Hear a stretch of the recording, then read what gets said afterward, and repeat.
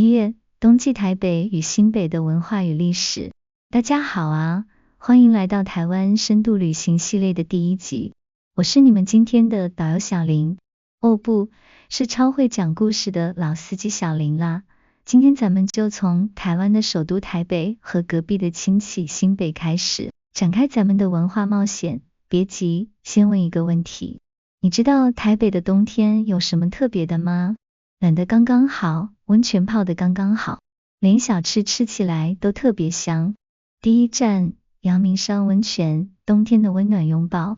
我们第一站就去阳明山，那里可是台湾人冬天的疗愈圣地。阳明山不光有温泉，还有层层叠叠的雾气，远远看起来像是仙女的纱裙，泡着天然硫磺温泉。顺便来一句台语，泡汤真爽啊！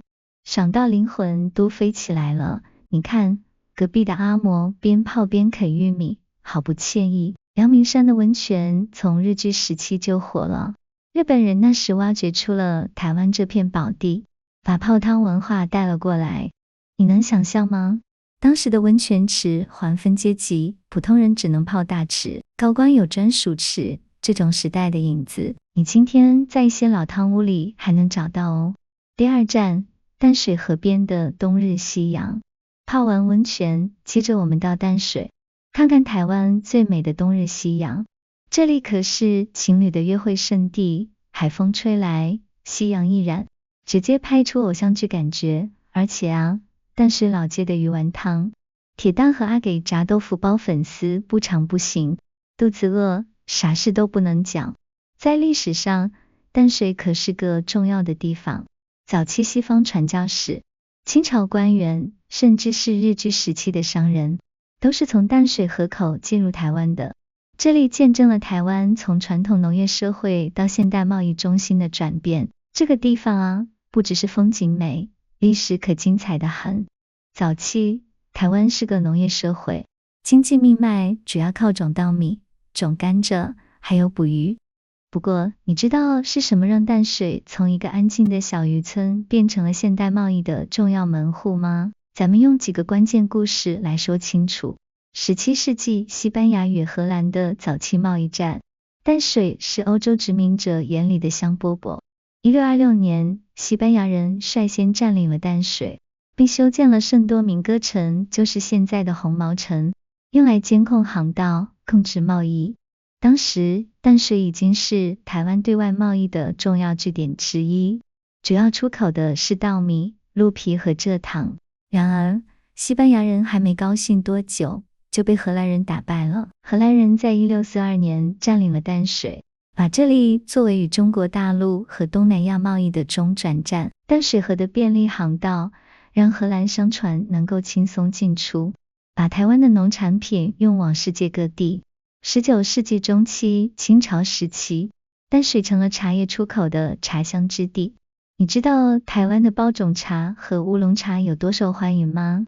那时，英国人特别爱台湾茶，还特意在淡水设了英商银和洋行等贸易行，把茶叶销往欧洲。淡水河口的港口在这段时间变得格外繁忙，每天都有货船装满茶叶驶向世界各地。甚至现在，你还可以看到淡水的一些老字号茶行，像是德基洋行的遗址，见证了那个茶香飘万里的黄金时代。20世纪初日据时期，工业化与铁路带来的现代化契机。进入20世纪，台湾进入了日据时期，日本人把台湾作为他们的粮仓和重要的工业基地。日本统治者以经济发展为目标，将台湾作为其南进政策的重要基地。淡水在这一时期经历了农业、渔业和基础建设的全面转型。为了更高效的出口农产品，他们修建了铁路。淡水线铁路是台湾最早的铁路之一，修建于1888年，清朝末期。在日据时期，经过大规模改建和现代化，日本人将铁路与港口连接起来，形成了一个完整的交通网络，将中南部的稻米、甘蔗运到北部的港口，包括淡水。日本人还在淡水地区发展渔业，推动了冷藏技术的引进，建立了渔业合作社。淡水的渔船不再只是小打小闹，而是能将捕获的渔获快速运送到日本本土。这种工业化的推动，让淡水不再只是一个以农业为主的小港，而是逐渐融入了现代化贸易网络。淡水港在日据时期达到了全盛时期，被称为台湾的北方门户。第3站，迪化街到年货大街的热闹。过年要来了，咱们怎么能错过迪化街呢？迪化街可是台北历史最悠久的商贸街，每年农历春节前，这里都会变成年货大街。从南北钱货到新潮零食，从老式糖果到手工年糕，整个街道热闹到让你忘记钱包的存在。这鲍鱼多少钱？来，现捞的鲍鱼，现煮的好吃，买多还送2只。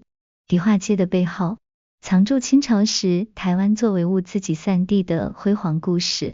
这里的商人靠着米、茶叶、药材，把财富和文化带到了台湾各地。第4站，台北故宫博物院，冬日文化探险。接着，我们来到台北的文化大金库，台北故宫博物院。冬天是来看展的好时节，不冷不热，最适合慢慢逛。故宫里的镇馆之宝，翠玉白菜和肉形石，大家一定听过吧？前几期有做个博物院的专题介绍，没看的朋友可以搜寻去看一下。今天的台北和新北旅游，是不是感觉到满满的幸福感？温泉暖了身子，淡水夕阳温暖了心。迪化街和故宫又喂饱了我们的文化胃口。其实，在过去的100年里，台湾就是这样一步步从传统走向现代，从一座座身穿乡村变成如今的繁华城市。那么接下来还会有更多精彩。下个月我们要去台中和彰化，体验灯会和农历新年的热闹氛围。别忘了订阅、按赞、分享，带更多人来听小林讲台湾的故事哦。